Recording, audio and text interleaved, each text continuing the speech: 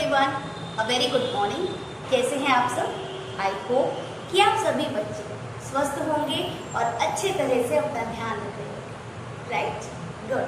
तो बच्चों, आज की हिंदी की कक्षा में आप सभी का स्वागत है। आज हम चलेंगे हिंदी साहित्य में हमारे टेस्ट 3 के सिलेबस में। ठीक है, ओके। तो क्या पढ़ेंगे आज? चलिए बात करते हैं। अगर मैं आपसे पूछूं कि हम कहाँ निवास करते हैं तो आपका जवाब होगा भारत में। वी आर इंडियन, राइट, हम भारतीय हैं। तो बच्चों, हम सभी जानते हैं कि हर सिक्के के 2 पहलू होते हैं, है ना। Every coin has 2 faces. ठीक, जहाँ एक और हमारा देश अनेकता में एकता, अपने गौरवशाली प्राचीन इतिहास, अपनी संस्कृति के लिए जाना जाता है, वहीं दूसरी ओर हमारे देश में कुछ कुप्रथाएं, कुछ बुरी प्रथाएं भी हमें जकड़े हुए थी। हालांकि हमने शिक्षा के आधार पर, एजुकेशन के द्वारा इन चीज़ों पे काफ़ी हद तक नियंत्रण पाया है, मगर आज भी कई जगह ऐसी है जहाँ कुप्रथाओं पर विश्वास विलीन किया जाता है। ठीक है, उन्हीं कुप्रथाओं में से एक थी अस्पृश्यता, यानी अछूत। ठीक, जिसको हम इंग्लिश में अनटचेबिलिटी बोलते हैं। ये एक ऐसी कुप्रथा थी जिसने बहुत से लोगों को, उनके टैलेंट को जो है वो हीनता के दलदल में धकेल दिया। ठीक, देखिए 2 तरीके के लोग होते हैं, कुछ जो सहन कर जाते हैं और कुछ जो उनके अगेंस्ट आवाज़ उठाते हैं। ठीक, तो जो सहन कर जाते हैं उन्हें लोग याद नहीं रखते, लेकिन जो आवाज़ उठाते हैं, ठीक, जो गलत के खिलाफ बोलते हैं, उनको इतिहास याद रखता है। तो एक ऐसे ही महानायक के बारे में आज की कक्षा में हम पढ़ेंगे। ठीक है, तो उन महानायक का नाम था डॉक्टर भीमराव अंबेडकर। क्या नाम था? डॉक्टर भीमराव अंबेडकर। ठीक, किस प्रकार से उनका जीवन कैसे संघर्षपूर्ण रहा, क्या क्या संघर्ष उन्होंने किए, ये हम आज की कक्षा में पढ़ेंगे। ठीक है, तो हमारे आज के पाठ का नाम है डॉक्टर भीमराव अंबेडकर। यही हमारा शीर्षक है।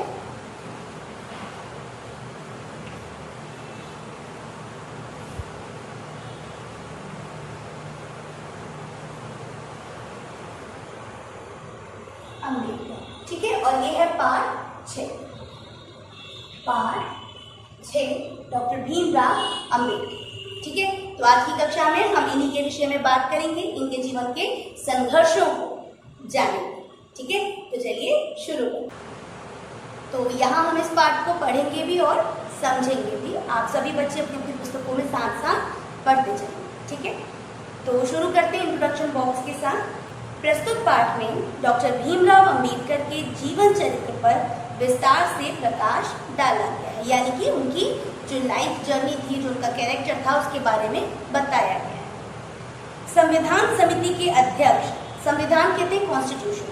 ठीक है, संविधान समिति के अध्यक्ष डॉक्टर भीमराव का जन्म 14 अप्रैल 1891 को एक अछूत समझे जाने वाले परिवार में हुआ था। एक ऐसा परिवार जिसको कि लोग मतलब अछूत मानते। ठीक है, एक निम्न परिवार में हुआ था। यह अपमान उन्हें संपूर्ण छात्र जीवन झेलना पड़ा। जब तक उनकी स्टडीज चलती रही, जब तक वो एज ए स्टूडेंट रहे, उन्हें ये अपमान झेलना पड़ा। कौन सा अपमान? अनटचेबिलिटी का। ठीक, कि लोग उन्हें अछूता समझते थे। उन्होंने संकल्प लिया कि मैं इस कुप्रथा को मिटा कर रहूँगा। ठीक, उन्होंने ये प्रतिज्ञा की, संकल्प लेना, प्रतिज्ञा करना। उन्होंने ये प्रतिज्ञा की कि मैं इस कुप्रथा को, कुप्रथा बुरी प्रथा, ठीक है, कि मैं इस कुप्रथा को मिटा कर रहूँगा। सामाजिक उपेक्षाओं के बावजूद उन्होंने देश की बड़ी सेवा की। लोगों ने उन्हें बहुत अपमानित किया, ठीक है, उन्हें अछूता कहा, उनको, उनकी जीवन को संघर्षपूर्ण बना दिया, लेकिन बावजूद इसके उन्होंने देश की सेवा की। ठीक है, अंत में वे अपने अनगिनत चाहने वालों के साथ बौद्ध हुए। वो क्यों बौद्ध हुए, इस पाठ में हम आगे पढ़ेंगे। ठीक है, बौद्ध एक धर्म है, जैसे हिंदू, मुस्लिम, सिख, ईसाई, पारसी, बौद्ध, जैन, है ना, ऐसे बहुत से धर्म है, तो बौद्ध भी एक धर्म है। बौद्ध धर्म में अपनी अलग टीचिंग्स होती हैं, उनका मानने का तरीका होता है। ठीक है, तो आगे बढ़ते हैं पाठ की ओर। डॉक्टर भीमराव अंबेडकर आधुनिक भारत के विधिवेत्ता, समाज सुधारक और राष्ट्रीय नेता। क्या कौन थे? विधिवेत्ता। विधिवेत्ता कहते हैं कानून के जानकार। विधि कानून कहलाता है, वेत्ता यानी जानकार। वेत्ता, विधिवेत्ता मीन्स कानून का जानकार।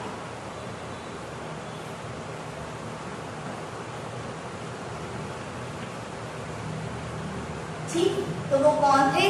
आधुनिक भारत यानी मॉडर्न इंडिया जो है उसके एक विधिवेत्ता थे, यानी कानून के जानकार थे, सोशल वर्कर थे, समाज सुधारक थे, समाज को सुधारने के लिए प्रयत्न करते थे, और राष्ट्रीय नेता थे।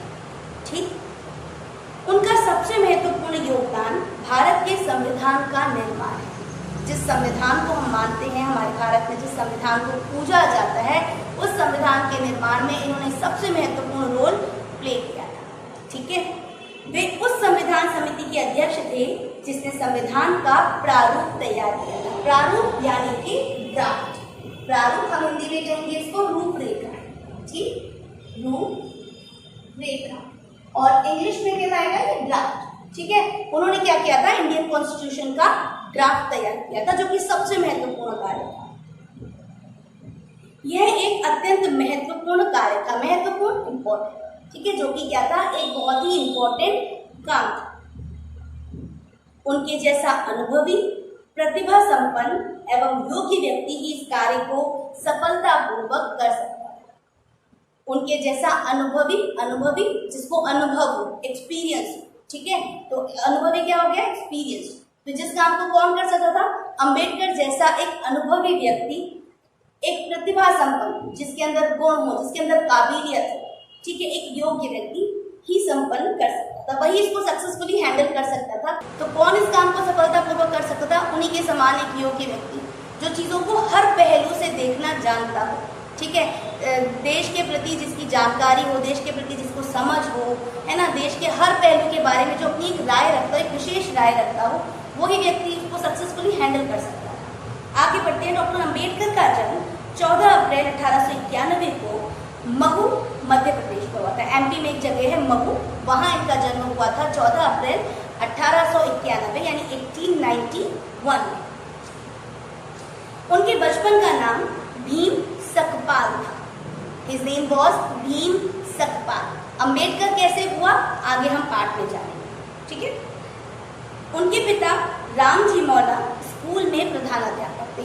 उनके जो फादर थे वो एज अ प्रिंसिपल एक स्कूल में काम करते थे। घर का वातावरण धार्मिक था और परिवार पर कबीरपंथी उदार विचारों का प्रभाव था।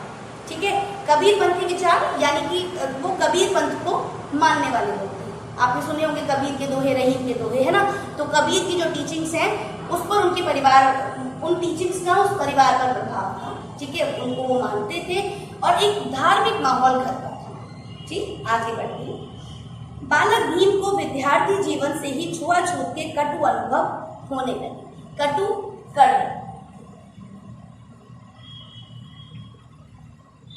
कटु मीन्स कड़वा। ठीक है, यानी बचपन से ही उनको बैड एक्सपीरियंस होने लगे इस अनटचेबिलिटी को लेकर के, इस अछूत, इस अस्पृश्यता को लेकर। एक बार की बात है, बालक भीम भयंकर वर्षा से बचने के लिए एक मकान के बरामदे में खड़ा, बरामदा कोठिया है ना। तो क्या हुआ कि पानी बरस रहा था बहुत तेज। ठीक है, तो एक घर के बरामदे में वो खड़े। सवर्ण मकान मालिक को जब बालक की जाति का पता चला तो उसने बालक को बस्ते सहित बरसात के कीचड़ सने पानी में धकेल। एक ऊंची जाति का व्यक्ति था जिसका कि वो घर था। ठीक है, जब उसे पता चला कि एक बालक जो कि निम्न जाति का है वो उसके बरामदे में खड़ा हुआ है, तो उसने क्या किया, ये भी नहीं सोचा कि वो छोटा बच्चा, ठीक, उसकी जाति के आधार पर उसने उसको बस्ते सहित उसके स्कूल बैग के साथ उसे कीचड़ से सने हुए पानी में धक्का दिया। बालक भीम को इस तरीके के अनेक अपमान सहन करने पड़े। ऐसे बहुत से अपमान उन्होंने सहन किए, बर्दाश्त किए। नाई उनके बाल नहीं काटते थे और अध्यापक उन्हें संस्कृत पढ़ाने को तैयार नहीं। तो उस टाइम पे लोगों का ये मानना था कि संस्कृत जो है वो ऊंचे वर्ण के लोगों के लिए है। ठीक है, उच्च वर्ग जो है वही संस्कृत पढ़ने का अधिकारी है। एक अछूत, एक अस्पृश्य बालक को या बालिका को संस्कृत पढ़ने का कोई अधिकार नहीं। ठीक, तो स्कूल में उनको संस्कृत पढ़ने नहीं दी जाती थी। बालक ने बचपन में ही निश्चय कर लिया था कि वह छुआछूत के विरुद्ध संघर्ष करेगा। देखिए, कोई साधारण बालक अगर होता तो शायद उसके अंदर हीन भावना आ जाती या फिर वो इन सारी चीजों के साथ एडजस्ट करना सीख लेता। ठीक है, महान लोगों में यही गुण होता है कि वो गलत के खिलाफ आवाज उठाते हैं और एक दिन सफलता भी हासिल करते हैं। तो उस बच्चे ने बचपन में ही ये डिसाइड कर लिया कि मैं इसके अगेंस्ट संघर्ष करूंगा। ठीक, भीमराव मेधावी छात्र थे, पढ़ने में बहुत होशियार थे। साधनों के अभाव भी उनकी राह न रोक सके। जैसे सूरज होता है ना, बादल जो है वो सूरज को कुछ समय के लिए ढक जरूर देते हैं लेकिन उसकी रोशनी को रोक नहीं सकते।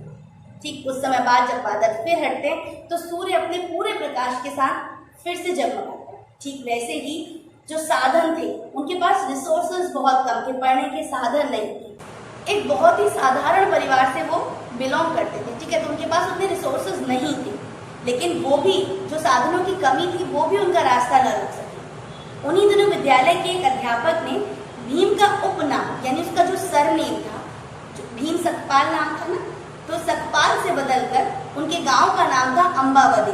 भीम का जो गांव था भीमराव अंबेडकर का, वो था अम्बावदी। तो अम्बावदी गांव के नाम पर उनका नाम अंबेडकर है। ठीक, भीमराव अंबेडकर ने बीए की परीक्षा उत्तीर्ण करना, पास करना। इतने में बड़ौदा रियासत की ओर से जो होनहार छात्र थे, जो मेधावी छात्र थे, योग्य बच्चे थे, उनको बाहर जाकर पढ़ने के लिए स्कॉलरशिप देने की घोषणा, छात्रवृत्ति यानी स्कॉलरशिप। ठीक, तो ये अनाउंस हुआ कि जो योग्य हैं, जो होनहार बच्चे हैं, उनको बाहर जाके पढ़ने का अवसर मिलेगा, मौका मिलेगा। आगे बढ़ते हैं। अंबेडकर को भी इसी शर्त पर छात्रवृत्ति मिल गई कि 10 वर्ष तक रियासत की सेवा करनी पड़ेगी। ठीक, उनको स्कॉलरशिप इस आधार पर मिली कि जब आप पढ़ के आओगे वहां से, विदेश से, तो 10 साल के लिए एक कॉन्ट्रैक्ट टाइप का है ना, कि आप जब वहां से पढ़ के वापस आएंगे तो आपको 10 साल तक जो है वो रियासत की सेवा करनी है, वहां अपनी सर्विसेज देनी है। वे 1913 से 1917 तक अमेरिका और इंग्लैंड में रहकर अध्ययन करते रहे। 1913 से 1917 यानी लगभग 5 साल तक वो अमेरिका में, इंग्लैंड में रह करके अपनी पढ़ाई करते रहे, अध्ययन पढ़ाई है ना, अपनी एजुकेशन वो करते रहे। उन्हें वहां पीएचडी की उपाधि मिली। ठीक, पीएचडी की उपाधि होती है आफ्टर मास्टर्स।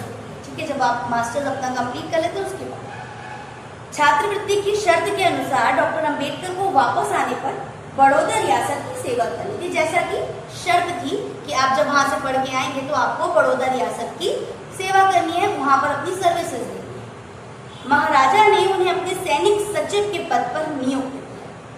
सचिव कहलाता है सेक्रेटरी, सैनिक सचिव हो गया मिलिट्री सेक्रेटरी। ठीक है, तो अपने मिलिट्री सेक्रेटरी के पद पर उनको रखा, उनको नियुक्त किया। महाराजा का आदेश था कि स्टेशन पर उनका स्वागत किया जाए। भाई पीएचडी बहुत बड़ी उपाधि होती है। ठीक है, तो एक पीएचडी होल्डर जब आ रहा है तो उसको रिसीव करने के लिए, उनके स्वागत के लिए महाराजा ने आदेश दिया। पर स्वागत तो दूर रहा, कोई कर्मचारी उन्हें रास्ता बताने के लिए भी नहीं पहुंचा। स्वागत तो दूर की बात थी, उनका वेलकम करना तो दूर की बात थी, लोग उनको जो है रास्ता बताने तक वहां नहीं पहुंचे। उनके अछूत होने की सूचना पहले ही पहुंच चुकी थी। जब तक वो पहुंचते उससे पहले ये चला गया था, लोगों में ये इन्फॉर्मेशन पहुंच गई कि वो एक अछूत वर्ग से संबंधित है। आगे बढ़ते हैं। किसी होटल में ठहरने के लिए उन्हें स्थान तक नहीं, यहाँ तक कि उन्हें किसी होटल में जगह नहीं। अंत में उन्हें एक पारसी सराय में शरण ली। सराय इन कहलाता है इंग्लिश में, एक धर्मशाला टाइप की। तो वहां उन्होंने शरण ली, वहां पर उन्होंने एक रूम लिया। पर जिस समय सराय के मालिक को उनकी जाति का पता चला, उसने भी अंबेडकर को बाहर निकाल दिया। जैसे ही उस पारसी सराय के मालिक को ये पता चला कि ये निम्न जाति से हैं, तो उसने भी उनको बाहर निकाल दिया, उसने भी रूम नहीं दिया। हिंदू या मुसलमान कोई भी उन्हें स्थान देने के लिए तैयार नहीं था, चाहे वो किसी भी धर्म जाति से हो, वो उन्हें रखने के लिए तैयार नहीं था। ऐसी परिस्थिति में एक रात उन्हें पेड़ के नीचे सोकर ही व्यतीत करनी पड़ी।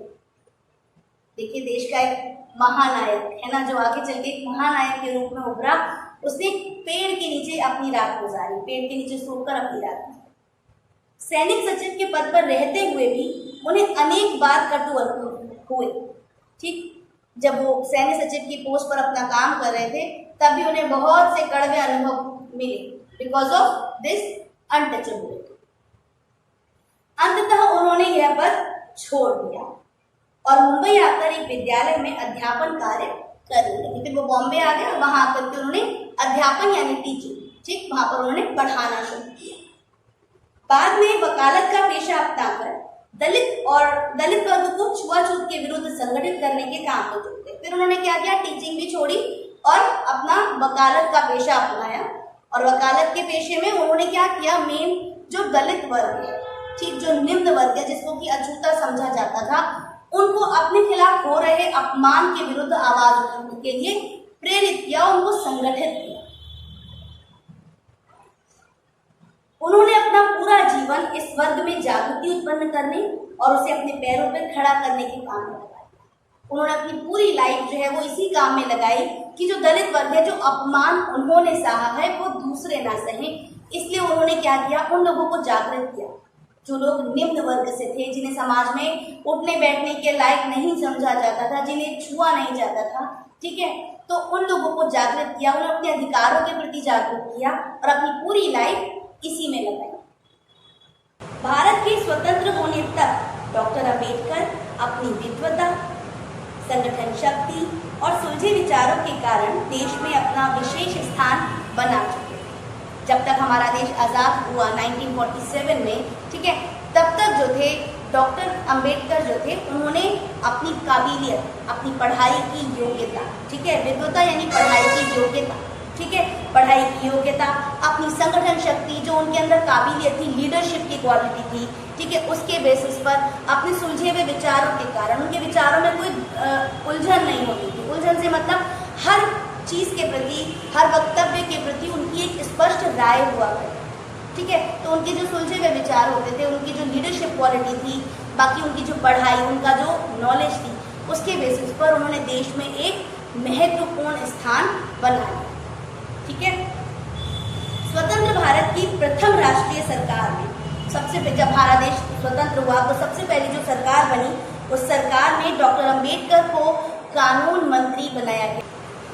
देखिए, एक ऐसा बच्चा जिसे तेज बारिश में जब वो एक सवर्ण के दरवाजे पे खड़ा हुआ उसके बरामदे में, तो धक्का मार के उसे कीचड़ के पानी में धक्का दिया गया था, वो बच्चा देश स्वतंत्र होने के बाद जो पहली गवर्नमेंट आई उसमें इस देश का कानून मंत्री बना। सोचिए कितना संघर्षपूर्ण जीवन रहा होगा उनका, है ना। आगे बढ़ते हैं। उन्हें संविधान सभा की उस समिति का अध्यक्ष बनाया गया जिसे संविधान का प्रारूप तैयार करना। देखिए, जब देश स्वतंत्र हो गया तो हमें अपने कानून लागू करने थे, है ना। उससे पहले अंग्रेजों के कानून चल रहे थे। तो क्या हुआ, जो पहली गवर्नमेंट आई उसमें वो कानून मंत्री बने। साथ ही साथ उन्हें जो हमारा संविधान लिख रही थी, जो एक कमेटी बनाई गई, उसका अध्यक्ष बनाया गया, ठीक है। हमारा संविधान का जो प्रारूप तैयार कर रहे थे, जो ड्राफ्ट तैयार कर रहे थे, उस कमेटी के, उस समिति के वो अध्यक्ष थे। उन्हीं के प्रयासों से देश में जाति, धर्म, भाषा और स्त्री पुरुष के भेदभावों को सदा के लिए समाप्त कर दिया गया। देखिए, हमारा जो कॉन्स्टिट्यूशन है उसमें चाहे मेल हो चाहे फीमेल हो, चाहे उच्च जाति से हो चाहे निम्न जाति से हो, सभी को समान अधिकार प्राप्त है बिकॉज ऑफ डॉक्टर अंबेडकर, ठीक है। डॉक्टर अंबेडकर के प्रयासों से ही देश में जाति, धर्म, ठीक, स्त्री पुरुष, इन सब के भेदभावों को सदा के लिए समाप्त कर दिया। आगे बढ़ते हैं। धार्मिक दृष्टि से डॉक्टर अंबेडकर को महात्मा बुद्ध का मत अधिक आकर्षक लगता है। अब मैंने कहा था ना, इन्होंने लास्ट में जो है अपने जीवन के अंतिम दिनों तक पहुंचते पहुंचते इन्होंने बौद्ध धर्म अपना लिया था। तो क्यों अपनाया था? क्योंकि धार्मिक दृष्टि से, रिलीजन के बेसिस पर डॉक्टर अंबेडकर को सबसे जो चीज अट्रैक्ट करती थी वो महात्मा बुद्ध के विचार करते। क्यों करते थे? क्योंकि इसमें जन्म पर आधारित जातिगत भेदभाव या ऊंच नीच के लिए कोई स्थान नहीं था। बौद्ध धर्म में ऊंचा नीचा, ठीक है, निम्न वर्ग, उच्च वर्ग, ऐसा कुछ नहीं माना जाता बिकॉज जन्म के आधार पर, ठीक है। जैसे कोई किसी बच्चे ने उच्च जाति में जन्म लिया है तो वो उच्च कहलाया, जिसने निम्न जाति में जन्म लिया है वो निम्न कहलाया। तो बौद्ध धर्म में इन चीजों को नहीं माना जाता, इसलिए डॉक्टर अंबेडकर जो थे वो बौद्ध धर्म के प्रति रुचि ले रहे थे, वो उनको अट्रैक्ट कर रहा था। इसलिए उन्होंने जीवन के अंतिम दिनों में अपने अनेक अनुयायियों के साथ बौद्ध धर्म की दीक्षा, ठीक। इस जो संघर्ष था इसको पार करते करते डॉक्टर अंबेडकर के अनेकों फॉलोअर्स हो गए थे, अनुयायी, फॉलोअर्स, फॉलो करने वाले, ठीक है। तो बहुत से अनुयायी हो गए थे। तो हुआ क्या, अपने जीवन के अंतिम दिनों में आते आते डॉक्टर अंबेडकर ने बौद्ध धर्म को अपनाया। उनके साथ साथ उनके बहुत से अनुयायी जो थे, उनके जो फॉलोअर्स थे, उन्होंने भी बौद्ध धर्म की दीक्षा ले। 6 दिसंबर 1956 को नई दिल्ली में उनका देहांत हुआ। देहांत यानी मृत्यु, ठीक है, देहांत होना, मृत्यु होना। तो 6 दिसंबर 1956 को न्यू दिल्ली में उनकी मृत्यु। तो ये पार्ट हुआ यहाँ पर पूरा। आई होप कि आप सभी को समझ में आया है ना। क्या पढ़ा हमने इस पाठ में? हमने एक निम्न वर्ग के बालक का संघर्षपूर्ण जीवन देखा, है ना। साथ ही हमने एक दृढ़ इच्छा शक्ति भी देखी। देखिए, उस छोटे से बच्चे ने उस अपमान को बर्दाश्त करके उसमें एडजस्ट नहीं होना सीखा। उसने उस अपमान के अगेंस्ट आवाज उठाई। उसने उस छोटी सी उम्र में संकल्प किया, जिस छोटी सी उम्र में शायद हमें इतनी अकल भी नहीं है, है ना। तो उन्होंने उस उम्र में ये संकल्प लिया, ये प्रतिज्ञा ली कि मैं आगे चलकर, मैं बड़े होकर इसके अगेंस्ट संघर्ष करूंगा और देश से ये जाति, धर्म और ये सबको खत्म करूंगा। और देखिए, उन्होंने करके भी दिखाया, ठीक। वो बड़ौदा रियासत में सैन्य सचिव बने, है ना, मिलिट्री कमेटी में जो है उसके सेक्रेटरी बने। बावजूद उसके उन्हें बहुत सारा अपमान सहना पड़ा, ठीक है। तो धीरे धीरे संघर्षों को पार करते करते करते करते अपनी दृढ़ इच्छा शक्ति, अपनी काबिलियत, अपनी एजुकेशन, अपने सुलझे हुए विचार, इन सब के आधार पर उन्होंने इस सब से छुटकारा पाया, ठीक है। और देश को जाति, धर्म, स्त्री, पुरुष, ऊंचा नीचा, इन सब से मुक्त किया और हमारे संविधान का जो प्रारूप तैयार किया उसमें सबको समान अधिकार, ठीक है। तो आई होप कि ये पाठ आप सभी को समझ में आया हो, इंटरेस्टिंग है ना, और ऐसा है जिससे कि हम कुछ सीख सकते हैं, ठीक। तो आज के लिए इतना ही। आप सभी बच्चे अपना ध्यान रखिएगा और इस पाठ को ध्यान से पढ़िएगा, ठीक है। So bye everyone, take care, have a great day.